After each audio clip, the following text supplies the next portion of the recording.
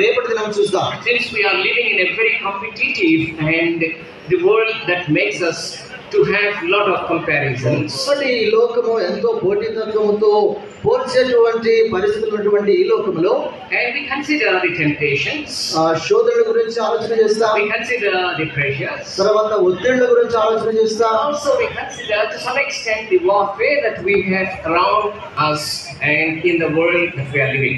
మనము జీవించేటువంటి ఈ లోకములో మన చుట్టూ ఉన్నటువంటి పరిసర ప్రాంతాలు ఏ విధంగా ఉన్నాయో దాని గురించి ఆలోచన చేస్తున్నాం. Not only that, అంతేకాదు if we see the entire psalm, ఈ కీర్తనలో చూసినప్పుడు he is talking about God also. దేవుని గురించి కూడా కీర్తనాకారుడు మాట్లాడుతున్నాడు. Psalmist is talking about his God. ఈ కీర్తనాకారుడు దేవుని గురించి కూడా మాట్లాడుతున్నాడు. Third area of interaction that we all have is we and our God. తర్వాత మూడవ సంబంధము మనము కలిగి ఉండేటువంటి సంబంధం ఏంటంటే మనము మన దేవుడు. You and your God. నీవు నీ దేవుడు. Knowing God, దేవుడు ఎరగటం, having